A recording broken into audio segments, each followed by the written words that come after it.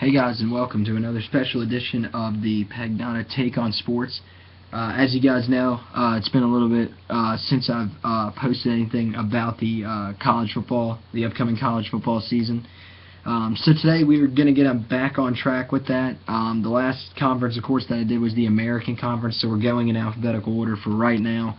But tonight I do want to start with a mention of a high school football player in Hopkinsville, Kentucky, who was killed earlier today during practice. Equipment fell off somewhere up high and actually hit the young man in the head, and he was taken to the hospital where he was later pronounced dead.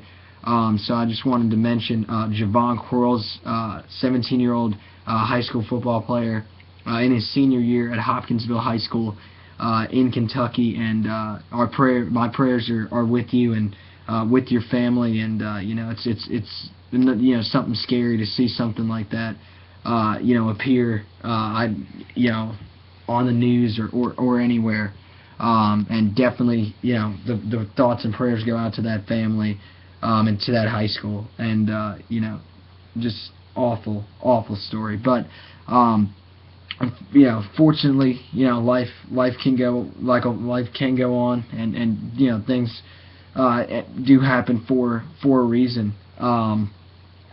So definitely keep that family in your prayers, and I know I'll be keeping them in mind. So with that, we're going to move in, and I'll start talking about the Big 12. This upcoming season, the Big 12 is definitely going to be an interesting conference. There's a couple of key teams, I think, that really run the top. I mean, Baylor and TCU are the teams that are right at the top. But I also think there are some sleepers that are going to get up there. But as we've been doing, we're going to start at the bottom. And for this conference, there's only 10 teams. This is a conference that doesn't have a conference championship game. The first two conferences that we have done have had a conference championship game. So I'm going to kind of feel this out. I'm going to do the bottom five, at least, the bottom five of the Big 12. And then if the video seems like it's going to probably run over an hour, I'll go then to a second video and do 5 through 1. So we'll start, of course, at the bottom of the Big 12, team that's been down there for the last couple of years. They've really had a tough time ever since Charlie Weiss era started there. They thought bringing in Charlie Weiss would definitely help them, but Kansas just hasn't really been able to find that point to where they can have success. Many thought that maybe they were going to be that Charlie Weiss would come in there and bring that winning mentality, and never really did. So now they're actually on to their new head coach. David Beatty actually comes in there, and he's going to be the head coach for this year. Again, he's a first-time head coach, so definitely a guy they're going to have to give a few years to get into that position. And I don't think expectations can be too high. I think definitely an expectation that could be realistic would be maybe to win a conference game, maybe to finish outside of the basement in the Big 12. But other than that, I don't really see them having any lofty goals, or at least it should be realistic that they don't have any lofty goals coming into the season. But you look again at what they've got. They definitely lost a great player in linebacker, Ben Heaney, who moved on to the NFL. So now they've got to find a way to replace him on the defense. But offensively, when you look at it, there's talent there, definitely. The quarterback position, another battle this year. They seem to have a battle there for the last couple of years. They've got Montel Cozart, as well as Michael Cummings, and I think there are a couple other guys that could also be in that mix as well. It looks like they're saying Carter Stanley, and also they got in another true freshman in Ryan Willis that could end up finding themselves inside that battle. The only position where I think they really have any traction going is running back. They do bring back Corey Avery, who did have 631 yards and 5 touchdowns last year. So that might be a point on that offense where you would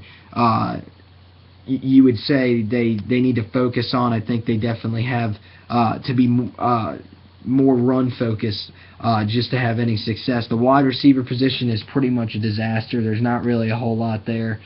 Really the best guy that they have out there is probably going to be Rodriguez, Coleman. Guys like Trey Parmalee will have to step up. Bobby Hartzog Jr. is another one. On the offensive line, they only end up returning 2 guys. Only 3 actual returners on the offense this year. And one of them is the man in a quarterback battle in Michael Cummings. So 2 of them are on the offensive line, though. Joe Gibbons, who was a freshman last year, so he's a sophomore at center. So that's good that they do have some young talent there. And Larry Mizak, a senior at right tackle. Besides that, the offensive line is extremely young, so there's a lot of room for Kansas to build. Again, it seems every year we say their future is what they have to look forward to, but I think they eventually have to start taking that step in the right direction. Defensively, again, they only return 3 starters at defense. Jake Love, the weak side linebacker, does return, so that's a good sign right there after losing Heaney to the NFL. So Love's going to be the guy that's going to be the focus now in many people's minds. He's going to have to definitely step up and show he can handle a sizable leadership role there. They do return a player on the offensive line in Ben Goodman. A couple other guys that could end up finding themselves with some playing time on that defensive line include T.J. Semke at the end. And they do have a couple of young guys in Daniel Wise and DJ Williams. Both are freshmen that could end up finding themselves on the inside. As for the secondary, there is one returner. They do run a 4-2-5 defense. Their nickelback does return in Tevin Shaw. But other than that, there is not a whole lot that returns for this team.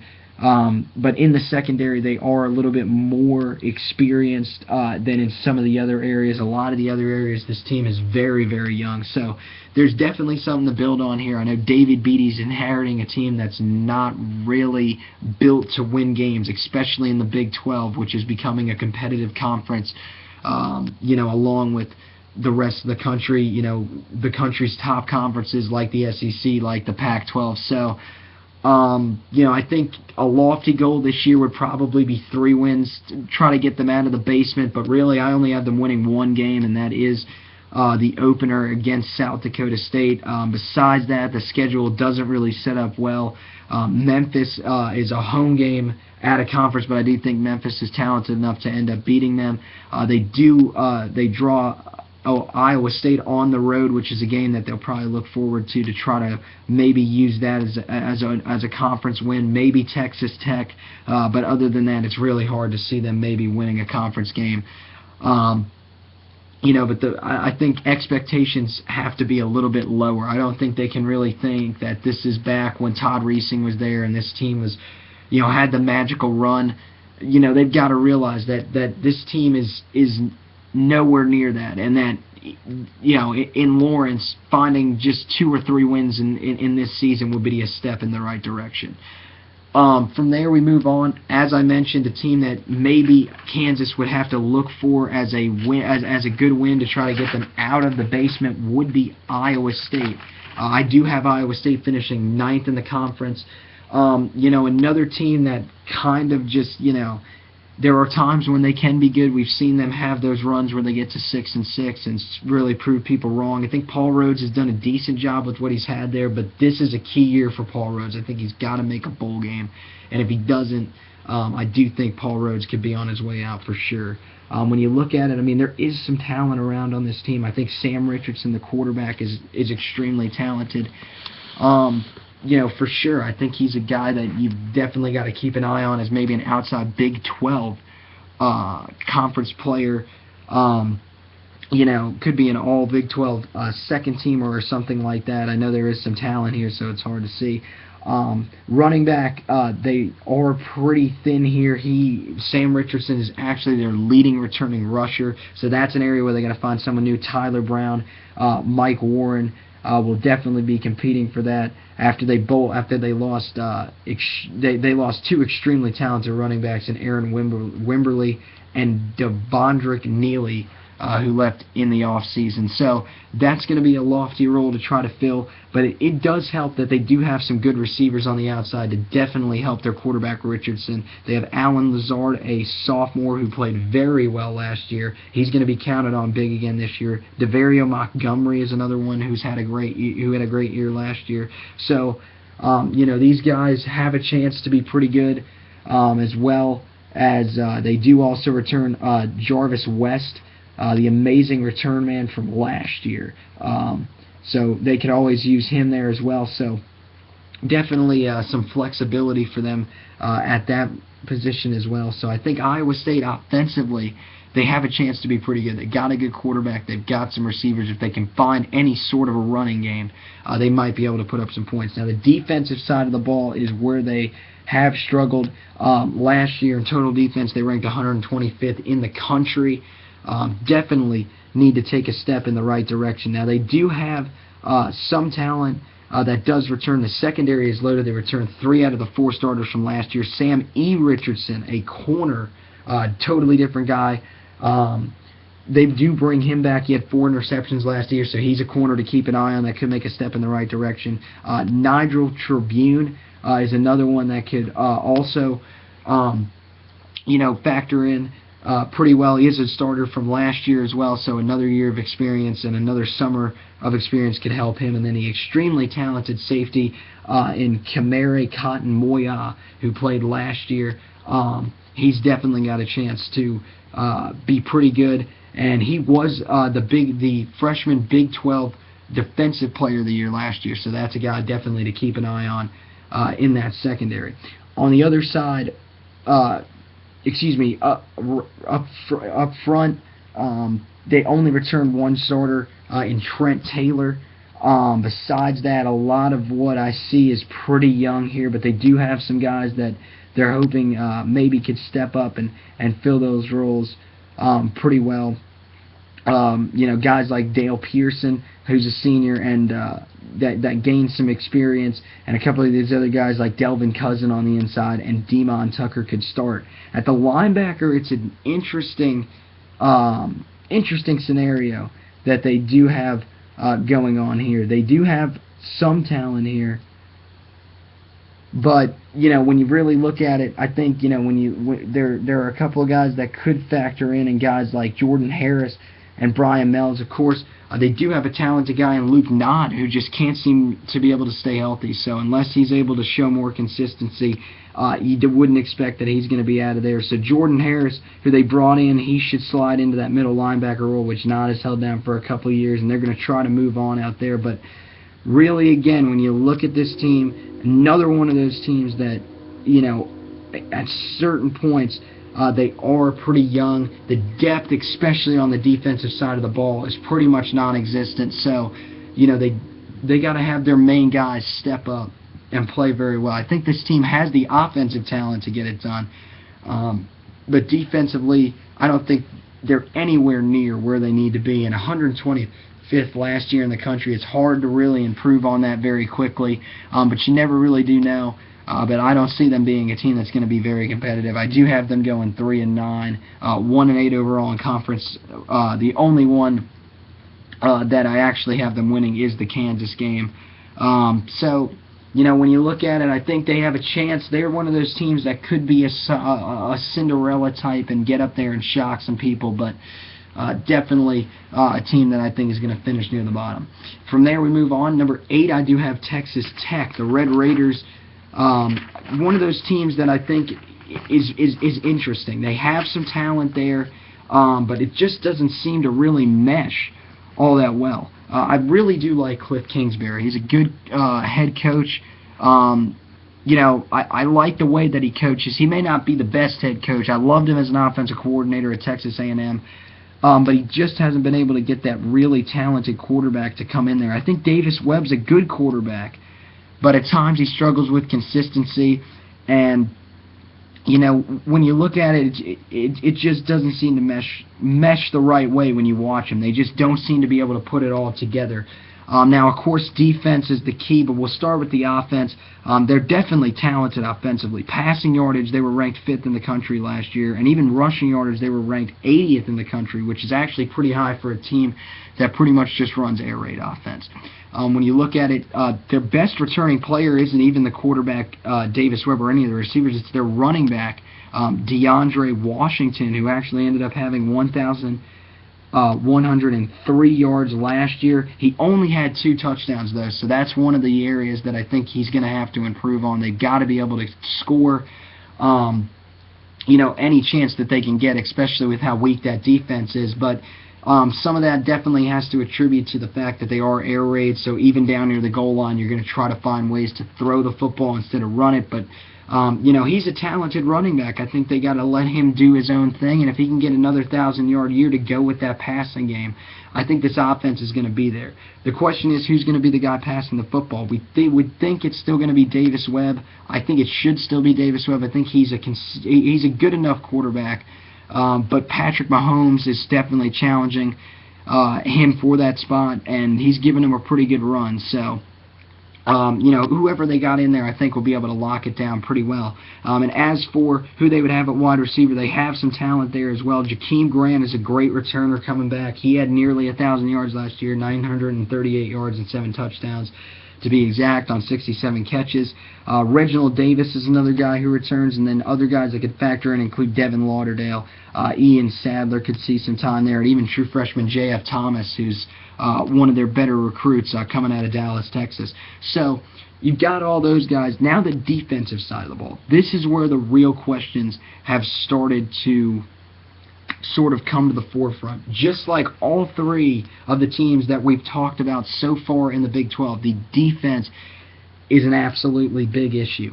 They were 122nd in total defense last year, 123rd in scoring defense. This team's just not that great defensively at all. But we've always known they haven't really been a great defense.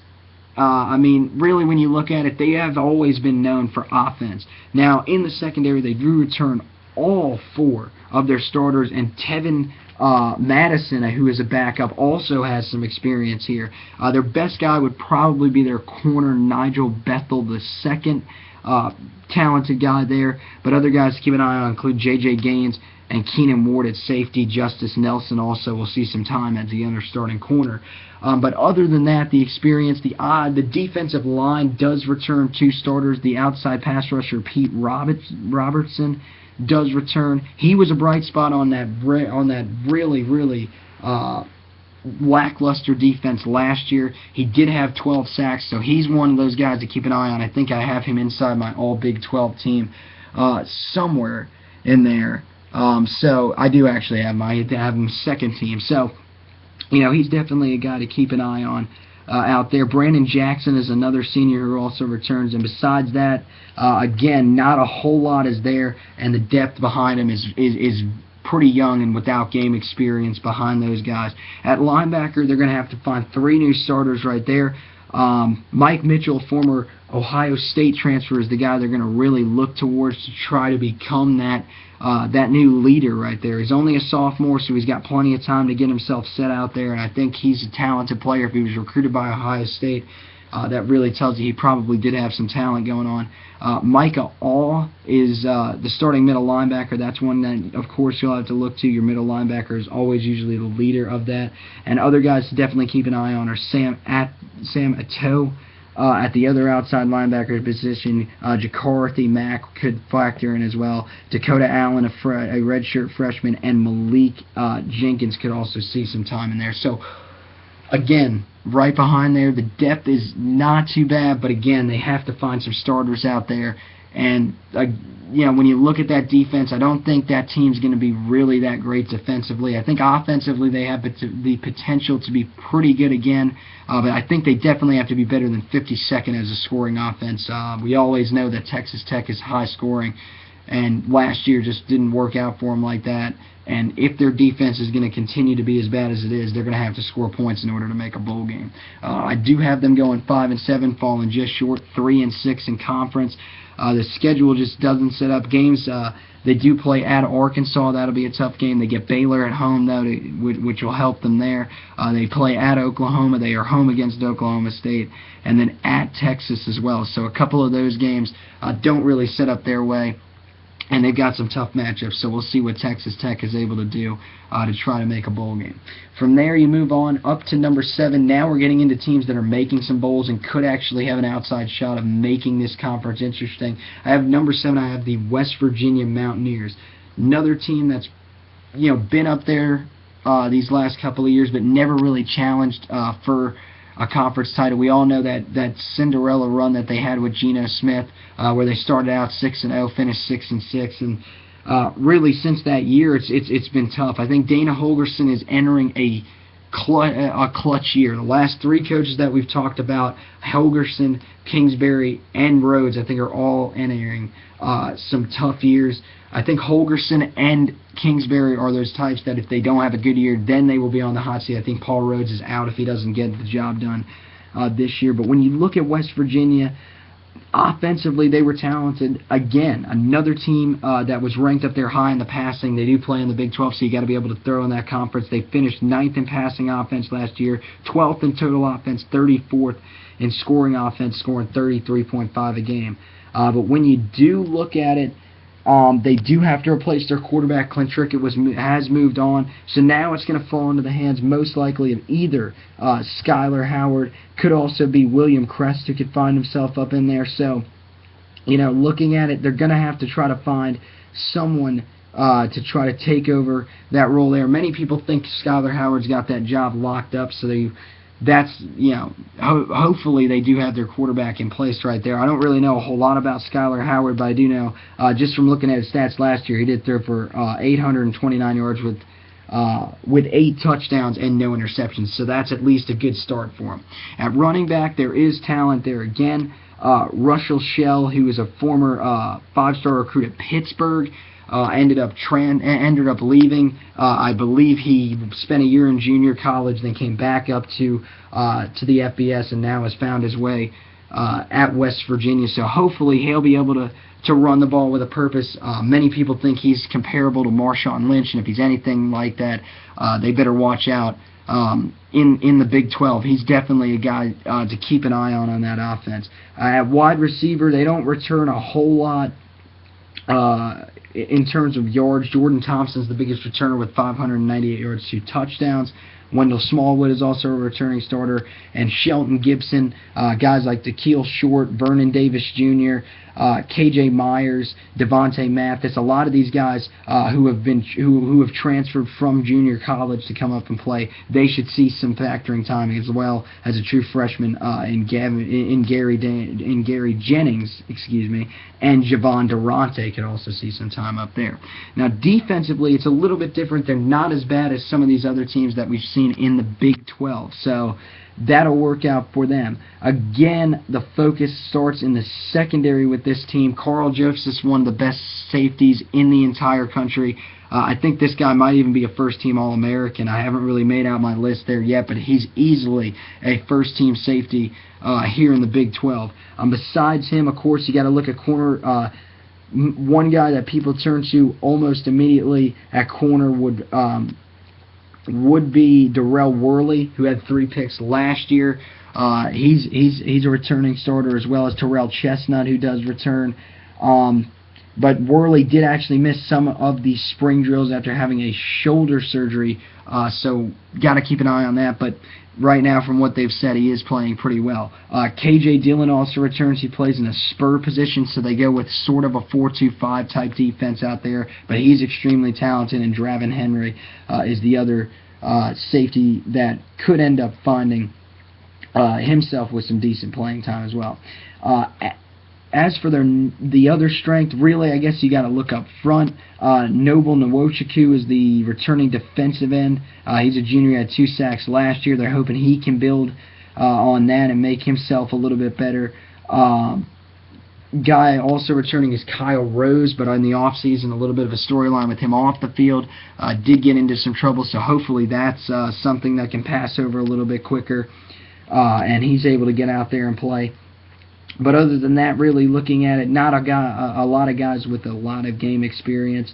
And then from there, you go to the linebacker position. The linebacker is definitely led by a pretty good linebacker in Nick Kwiatkowski, I think is how you pronounce his name. He's pretty good, as well as guys like Shaq Petaway who could find his way in there. Edward Muldrow, who was a guy who started last year, but Petaway has seemed to establish himself at that position. But other than that, not a whole lot of game experience there. Again, linebacker position in the Big 12 seems to be one of the weaker areas for a lot of these teams at the bottom. But looking at it, I think they're in a better situation than the last three teams that we've talked about. This defense is nowhere near as bad as those three teams. And I do think Dana Holgorsen realizes this is, this might be one of the last chances that they're going to give him at West Virginia. He's got some talent. Skylar Howard has shown flashes that he can be good. You got a good running back in Russell Shell, and you've got a little bit of depth at wide receiver to deal with. So, looking at it, I think this team should make a bowl game for sure. They need to make a bowl game for sure. I have them going 7-5, 4-5 in conference, but I think they're not going to be competitive because this conference is very tough, and I don't think they have the skill set to compete with the top teams like TCU, like Baylor, like Oklahoma. So, I think they'll be near the bottom, but I think that's just because of their record. I think they make a bowl game, and I think they're going to be a decent enough team. Holgorsen will keep his job, and those fans up there will start to expect more as it goes down the road, and I think they deserve more in Morgantown. I think that team's talented, and they're building towards something up there. From there, we move on. Number 6, I have Kansas State, and this team's a little bit of an interesting story. People kind of wondering whether or not, after the run of Colin Klein at quarterback, whether or not, maybe this is starting to move towards the end of the Bill Schneider era. Even though they went 9-4 last year, I think you got to start thinking maybe he might be closing in to heading on his way out. But they went 7-2 in conference last year. I think those thoughts that were before last year of Bill Snyder getting old maybe have diminished a bit. Now the problem is, though, they did lose their quarterback in the offseason. Now they end up having to replace Jake Waters, and after him, there wasn't a whole lot that they were able to bring in. There's a battle between Joe Huebner and Jesse Ertz. That's the one that many people believe could be the guy to watch out for. Also, a true freshman in Alex Delton that comes in could also give these guys a run. But right now, Huebner is expected to be the starter. So, again, there's some... they've got to look for a quarterback out there. A lot of those teams at the bottom of this conference are doing the same exact thing, so it's not really anything new. But, they were in a panic over this the last time when they had to look for a quarterback. Started out with Daniel Sams, who didn't really work out. They moved to Waters, who had great success, was a great quarterback last year.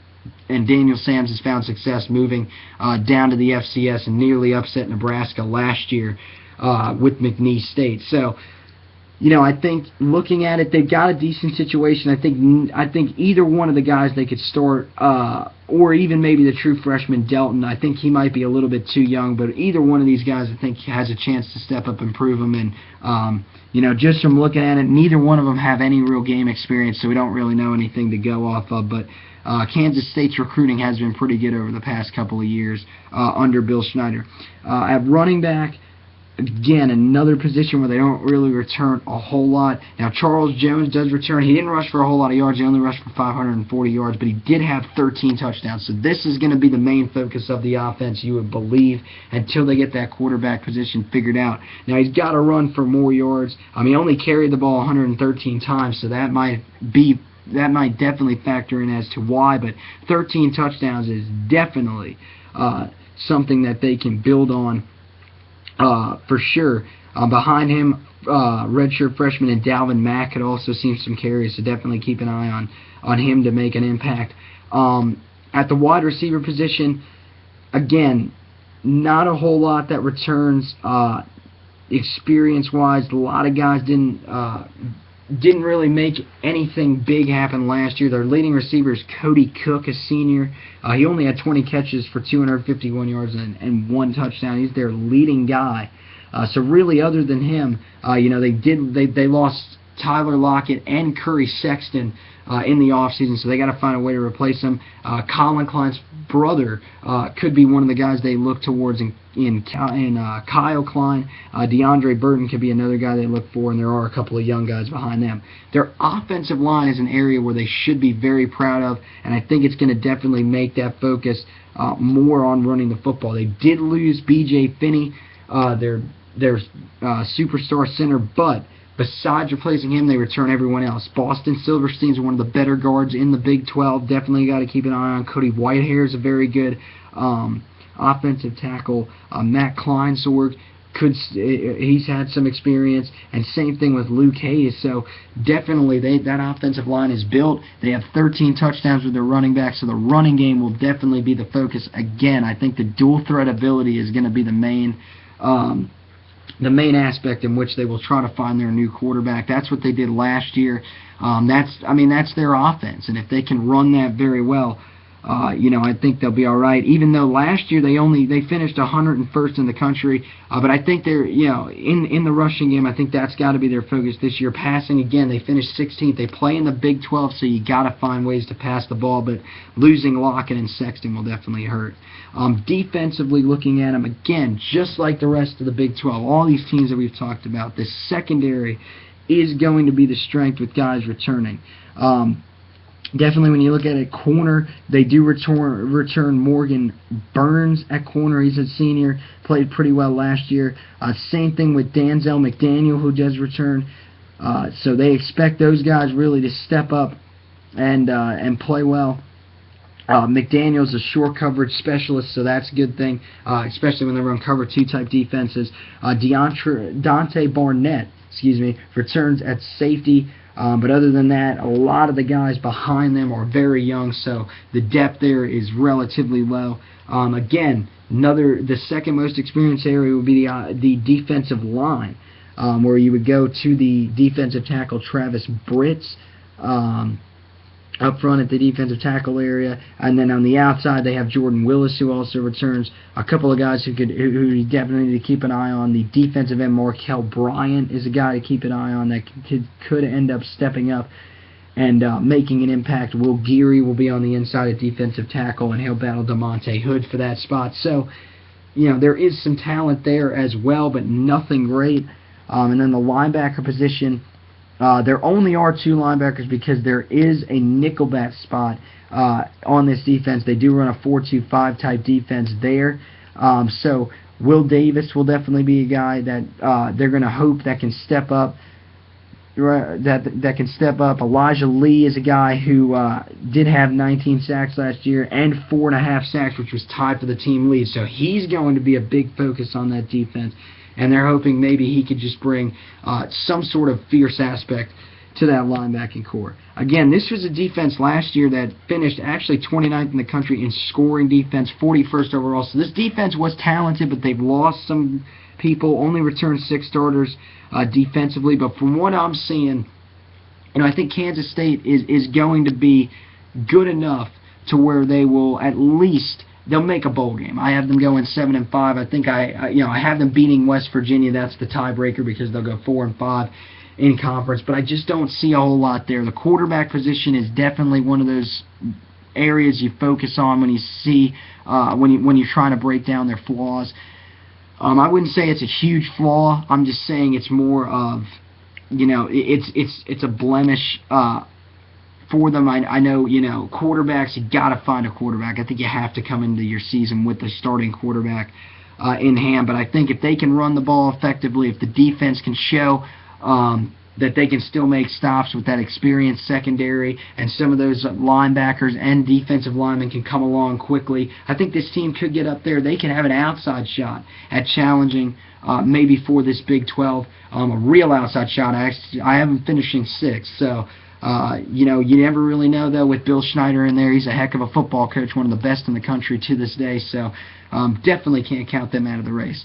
Right now, this video is running about 34 minutes, so I am going to cut this one off here. So this has been the Big 12 preview, number 10 through number 6. So the top 5, I will go through in my next video. And in case you missed it, Kansas at 10 at 1-11, Iowa State at 3-9 at 9. 8 is going to be Texas Tech at 5-7. 7th would be West Virginia at 7-5, and 6th would be Kansas State. Go over to see my next video, guys, and thanks for watching. And as always, we'll keep doing these, so just follow me, subscribe to my channel, follow me on Twitter at FutureTarHeel, and also follow me on Instagram at Anthony_Pagnotta96.